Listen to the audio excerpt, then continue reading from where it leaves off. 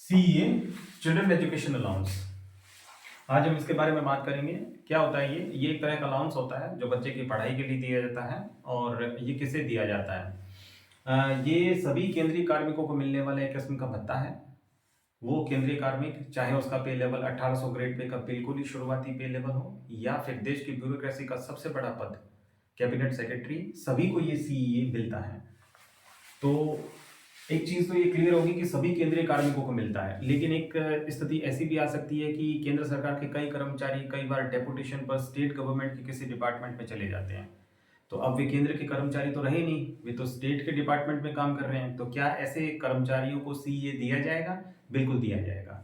और इसमें इसी से मिलती जुलती एक कंडीशन और आ सकती है कि अगर स्टेट गवर्नमेंट के कर्मचारी डेपुटेशन पर सेंट्रल गवर्नमेंट के डिपार्टमेंट में आ जाते हैं, क्योंकि वो तो ओरिजिनली तो वो स्टेट गवर्नमेंट के एम्प्लॉई हैं, स्टेट गवर्नमेंट में CEA मिलता नहीं है, वो तो डेपुटेशन पर आए हुए हैं, तो क्या उन्हें CEA दिया जाएगा? तो उन्हें भी दिया जाएगा। तो एक तो ये चीज क्लियर है कि सभी केंद्रीय कर्मचारियों को और एक डेपुटेशन पे इस तरह से आने जाने वालों को भी CEA दिया जाता है। CEA किस चीज के लिए दिया जाता है? CEA दिया जाता है बच्चों की पढ़ाई के लिए। तो बच्चे की भी डेफिनेशन हमें पता होनी चाहिए। बच्चा कैसा होना चाहिए? कर्मचारी का बच्चा, चाहे वो उसकी बायोलॉजिकल संतान हो, जैविक संतान हो, या फिर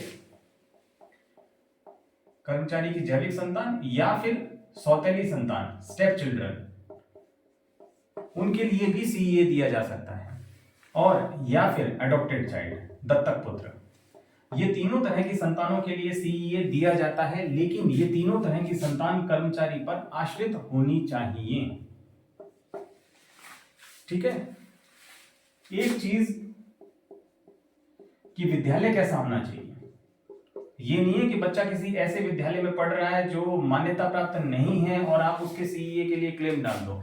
बच्चा हमेशा मान्यता प्राप्त विद्यालय में पढ़ना चाहिए, तभी CEA एडमिसिबल होगा। अब इसमें एक चीज आती है कि मान लीजिए कर्मचारी का स्पाउस है, वो भी कर्मचारी है, तो क्या दोनों को ही CEA दे दिया जाएगा?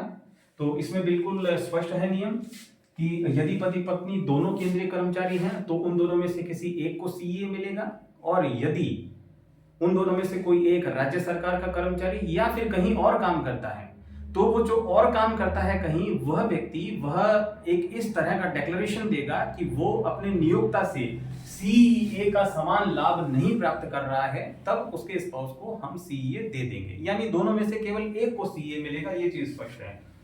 इसके बाद है कि एक ऐसी स्थिति आती है, देखिए हम सबको पता है कि जो एकेडमिक सेशन गुजर जाता है उसके खत्म होने पर, वित्त वर्ष की समाप्ति पर, कर्मचारी साल में एक बार ये क्लेम लेता है। तो जो वर्ष चला गया जिसमें बच्चे ने पढ़ाई कर ली, उस वर्ष में यदि कर्मचारी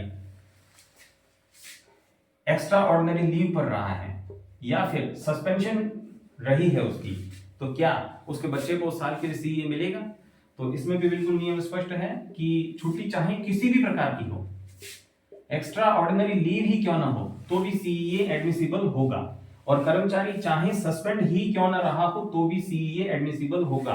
लेकिन इसमें एक महत्वपूर्ण बात है कि केवल एक कंडीशन ऐसी है जिसके लिए CEA नहीं दिया जाता। अगर कर्मचारी डाइजनल रहता है तो डाइजनल के पीरियड के लिए CEA नहीं दिया जाता। अब बात आती है कि CEA कितने बच्चों के लिए दिया जा सकता है, इसमें मैक्सिमम क्या लिमिट है? CEA मैक्सिमम 2 बच्चों के लिए लिया जा सकता है। पुरानी बात करूं तो 31 दिसंबर 1987 तक पैदा हुए 3 बच्चों के लिए CEA, और उसके बाद जो बच्चे पैदा हुए हैं उनमें 2 बच्चों के लिए CEA दिया जा सकता है। अब इस स्कीम में प्रतिपूर्ति,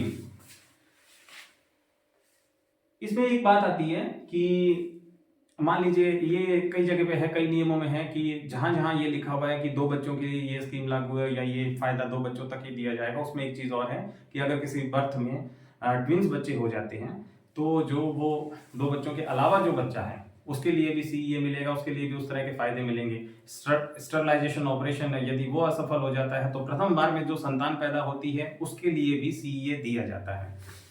ठीक है। और इस स्कीम में प्रतिपूर्ति 2 सबसे बड़े जीवित बच्चों के लिए की जाएगी। ये एक बड़ी महत्वपूर्ण बात है। यहां गलती होने की संभावना होती है कि मान लीजिए किसी कर्मचारी के 3 बच्चे हैं, XYZ नाम ले लेते हैं, किसी कर्मचारी के 3 बच्चे हैं, तो कर्मचारी ने क्या किया कि वो इन 2 बच्चों के लिए CEA अप्लाई करता रहा। अब हम सब जानते हैं कि 12th क्लास तक ही CEA मिलता है। अब कर्मचारी का ये सबसे बड़ा बेटा है, ये कॉलेज में चला जाता है, तो कर्मचारी ने सोचा कि ये तो कॉलेज में चला गया, तो मैं अब इसके लिए CA नहीं ले सकता, तो अब मेरे 2 बच्चे ये बच गए हैं, मैं इनके लिए 2 जनों के लिए अप्लाई कर देता हूं। तो हमें ये ध्यान रखना होगा कि इसकी कुल संतानें कितनी है और क्या ये 2 सबसे बड़ी संतान है, क्योंकि इन 2 के लिए ही, इन X और Y के लिए ही एलिजिबल है। तो हम सिर्फ Y का ही CA स्वीकार करेंगे, Z को नहीं देंगे। ठीक। हाँ, अगर किन्हीं कारणों से इसकी मृत्यु हो जाती है तो फिर हम देखेंगे कि 2 सबसे बड़ी जीवित संतानें कौन सी हैं, तब ये एलिजिबल हो जाएगा। तो ये बड़ी स्पष्ट बात है, 2 सबसे बड़े जीवित बच्चों के लिए CA दिया जाता है। और कौन सी कक्षाओं के लिए दिया जाता है, तो कक्षा नर्सरी से 12th कक्षा के लिए दिया जाता है। न्यूनतम आयु सीमा का CA में कोई प्रावधान नहीं है। अगर बच्चा 6 महीने का है, 1 साल का है, मैं टेक्निकल बात कर रहा हूं, वैसे तो संभव नहीं है, तो बच्चा अगर 1 साल का भी है तो उसके लिए भी हम CA दे देंगे। न्यूनतम आयु सीमा की कोई रुकावट नियमों में नहीं है। अब बात आती है कि नर्सरी से 12th का मतलब क्या होता है। नर्सरी से 12th का मतलब नियमों में साफ है कि classes 1 to 12 plus 3 classes prior to class 1 irrespective of their nomenclature, यानी पहली कक्षा से 12वीं कक्षा तक CA मिलेगा और उसके अलावा पहली कक्षा से 3 क्लास पहले तक के लिए CA मिलेगा। और उन 3 क्लासेस का नाम कुछ भी हो सकता है। ज्यादातर इन 3 क्लासों का नाम नर्सरी, LKG और UKG होता है, लेकिन अलग अलग राज्यों में किसी में इसको प्री नर्सरी भी कह देते हैं, किसी में कुछ और कह देते हैं। हमें उस चक्कर में नहीं पड़ना है। इररेस्पेक्टिव ऑफ द नॉमेनक्लेचर हम 1st से 12th प्लस ये 1st से पहले 3 क्लास हैं, इनके लिए CA स्वीकार कर लेंगे।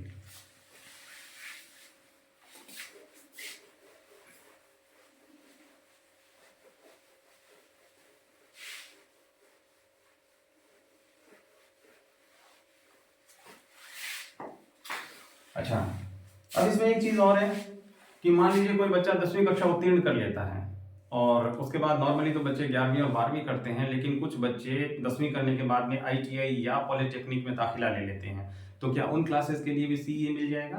तो बिल्कुल मिल जाएगा। 10वीं कक्षा करने के बाद में यदि कोई बच्चा ITI में या पॉलिटेक्निक में या इंजीनियरिंग कॉलेज के में किसी डिप्लोमा या सर्टिफिकेट कोर्स में अप्लाई करता है, तो उस कोर्स के शुरुआती 2 सालों के लिए CA एडमिसिबल होगा। एक किस्म से उसको आप 11वीं या 12वीं मान लीजिए, शुरुआती 2 सालों के लिए, उसके बाद अगर वो कोर्स और है तो फिर नहीं मिलेगा। तो एक चीज ये हो गई। अब है एक और बात कि CA का देखिए, छात्र का अपनी कक्षा में प्रदर्शन से कोई लेना देना नहीं है। दूसरे शब्दों में मैं ये कहूं कि अगर कोई बच्चा किसी पर्टिकुलर क्लास में फेल हो जाता है तो उस बच्चे का CA नहीं रोका जाएगा। CA की रेट अब आ जाती है, CA की रेट दरें क्या है? CA की रेट फिक्स है। 1 जुलाई 2017 से CA की दर है वो 2250 रुपए मासिक थी। और एक हॉस्टल सब्सिडी भी होती है, उसके बारे में हम आगे बात करेंगे कि वो क्या होती है। हॉस्टल सब्सिडी की दर भी फिक्स की गई थी 1 जुलाई 2017 से 6750 रुपए मासिक। ये 7 CPC की दर फिक्स की गई थी। अच्छा, 7 CPC में एक ये प्रावधान रखा गया था कि जब भी महंगाई भत्ता DA 50% चला जाएगा तो CA और हॉस्टल सब्सिडी इन दोनों में 25% का इजाफा कर दिया जाएगा। तो हम सब जानते हैं कि 1 जनवरी 2024 को DA 50% हो गया था, तो 1 जनवरी 2024 से ये दरें संशोधित कर दी गई और उनमें 25% राशि जोड़ने के बाद में CA की नई दर बन गई 2812 रुपए 50 पैसे प्रति महीना और हॉस्टल सब्सिडी की दर बन गई 8437 रुपए 50 पैसे प्रति महीना। ये नई दरें हैं CA और हॉस्टल सब्सिडी की। अच्छा, एक महत्वपूर्ण बात है कि आप CA और हॉस्टल सब्सिडी दोनों एक साथ ले सकते हो, दोनों कॉन्करेंटली ले सकते हो, इन दोनों को कॉन्करेंटली लिया जा सकता है। हाँ, लेकिन डे बोर्डिंग स्कूल में पढ़ने वाले बच्चे वो हॉस्टल सब्सिडी के लिए पात्र नहीं है। डे बोर्डिंग स्कूल क्या होता है? डे बोर्डिंग स्कूल ऐसा होता है कि उस स्कूल में नॉर्मल जो पढ़ाई का समय होता है उसके अलावा भी बच्चे उस स्कूल में रुक सकते हैं एक्स्ट्रा एक्टिविटीज के लिए, लेकिन ओवरनाइट स्टे करने की इजाजत नहीं होती है। तो ऐसे स्कूल में हॉस्टल सब्सिडी के लिए बच्चे पात्र नहीं होते हैं। अब एक और नियम आ जाता है कि मान लीजिए किसी सेशन में, किसी साल में कोई सरकारी कर्मचारी की नौकरी चली जाती है, या फिर वो टर्मिनेट हो जाता है, या फिर वो रिटायर हो जाता है, तो क्या उसके बच्चे का सीए उस साल के उस मतलब क्योंकि सेवा में है तब तक ही देंगे हम, या फिर उस सीए को कंटिन्यू करेंगे? तो इसमें नियम बिल्कुल स्पष्ट है। जिस वर्ष में ऐसी घटना घटती है उस एकेडमिक सेशन के समाप्त होने तक बच्चे का सीए और हॉस्टल सब्सिडी दिया जाएगा, चाहे कर्मचारी टर्मिनेट ही क्यों ना हो गया हो। अच्छा, ये तो होगी टर्मिनेशन और रिटायरमेंट की बात। ऐसी भी कोई दुर्भाग्यपूर्ण घटना घट सकती है जब कर्मचारी की मृत्यु हो जाती है, तो ऐसी स्थिति में क्या किया जाएगा? तो इसमें तो सरकार का बहुत ही बढ़िया एक नियम है कि कर्मचारी की यदि कोई ऐसी मृत्यु हो जाती है तो उसके बच्चे को सीए और हॉस्टल सब्सिडी की प्रतिपूर्ति तब तक करी जाएगी जब तक कर्मचारी के जीवित रहने पर करी जाती है। नॉर्मली कब तक की जाती है?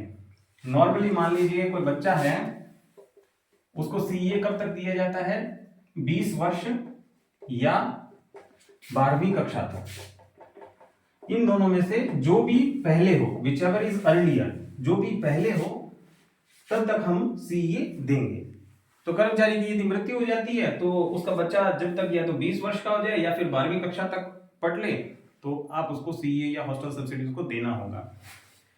अच्छा, अगर शिक्षा स्कूल में जाकर न ली जा रही हो, शिक्षा लेने का और भी तरीका होता है, हो सकता है कॉरेस्पॉन्डेंस से पढ़ाई चल रही हो या डिस्टेंस एजुकेशन हो, तो उस स्थिति में क्या हम सीए देंगे? बिल्कुल देंगे।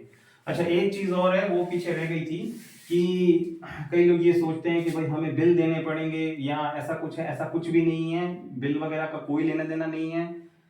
आप शिक्षा पर आपका वास्तविक खर्च चाहे कम हो इन दोनों से और चाहे ज्यादा हो, मतलब सीए, हॉस्टल सब्सिडी नहीं, हॉस्टल सब्सिडी का अलग है। सीए में अगर मान लो आप जैसे कईयों के बच्चे केंद्रीय विद्यालय में पढ़ते हैं तो हमें पता है कि वहां तो इतना खर्च नहीं होता है, तो भी हम उसको पूरी प्रतिपूर्ति करेंगे।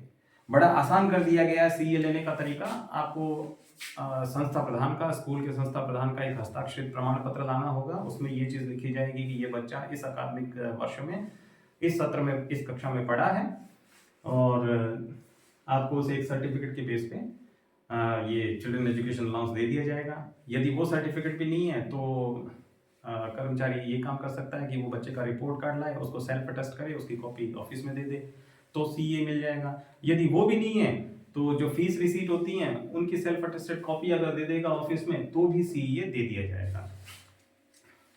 अच्छा, एक चीज आती है कि यदि बच्चा विकलांग हो तो क्या चीजें रहेंगी?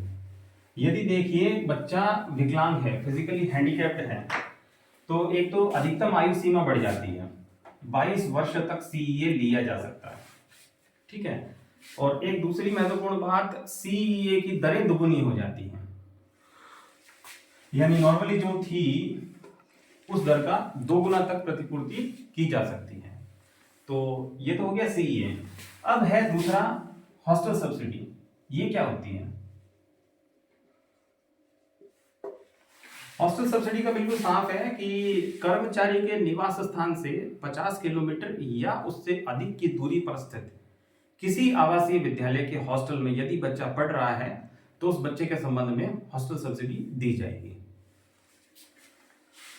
और इसको लेने का तरीका, इसके लिए आपको संस्था प्रधान का एक हस्ताक्षरित प्रमाण पत्र लाना होगा और उसमें बोर्डिंग और लॉजिंग के खर्चे लिखे जाएंगे, फिर वास्तविक खर्च या फिर जो हॉस्टल सब्सिडी की रेट पर मंथ फिक्स है उसमें जो भी कम होगा वो कर्मचारी को दे दिया जाएगा। तो ये तो हो गया हॉस्टल सब्सिडी। इसके बाद है तीसरी चीज जो कम सुनी हुई है, वो है कि बाहर पढ़ने वाले बच्चों को यात्रा किराया।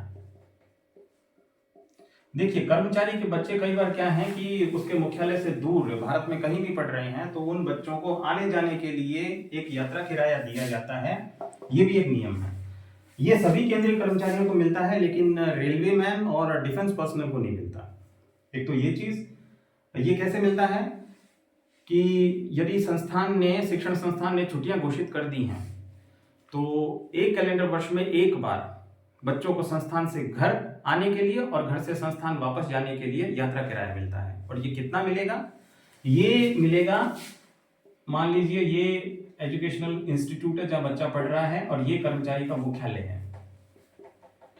तो संस्थान का जो नजदीकी रेलवे स्टेशन है उस स्टेशन से मुख्यालय का जो नजदीकी रेलवे स्टेशन है वहां तक का सेकंड क्लास स्लीपर का किराया, और वो भी ये नहीं है कि जो आम सेकंड क्लास स्लीपर का किराया है वो दे दिया जाएगा। स्टूडेंट के कंसेशनल रेट पर जो सेकंड क्लास का किराया बनता है वो मिलेगा। कंसेशनल रेट क्या होता है कि रेलवे जनरल क्लास के जो जनरल कैटेगरी के स्टूडेंट हैं वो नॉर्मल किराए का 50% है, वो कंसेशनल रेट है। और अगर बच्चा SC ST का है तो नॉर्मल रेट्स का 75% उसको छूट मिल जाती है। ये वो रेट आपको कर्मचारी को मिल जाएगा। मान लीजिए 100 रुपए की टिकट है, तो अगर जनरल क्लास का जनरल कैटेगरी का स्टूडेंट है उसको 50 रुपए ले रहा है रेलवे, और ये 50 रुपए भी आपको ऑफिस रिइंबर्स कर देगा। अगर स्टूडेंट SC ST का है तो 100 रुपए के टिकट में उसको 75% की छूट मिल गई, 25 रुपए ही लगे उसके किराए में, और वो 25 रुपए की प्रतिपूर्ति भी उस SC ST कैटेगरी के स्टूडेंट का पिता अपने ऑफिस से ले सकता है। इसको लेने की अवधि क्या है? रिटर्न जर्नी पूरा होने के 3 महीने के अंदर आपको ये क्लेम सबमिट करना होगा और ये आप यात्रा किराया ले सकते हो। एक आखिरी बात कि बच्चा अगर किसी पर्टिकुलर क्लास में फेल हो जाता है तो हम अगले सेशन में भी उसी क्लास के लिए CEA ले सकते हैं, लेकिन अगर किन्हीं भी अन्य कारणों से कई बार अंक सुधार के लिए बच्चा दोबारा उस क्लास में अपीयर होता है तो उस स्थिति में CEA नहीं दिया जाएगा। धन्यवाद।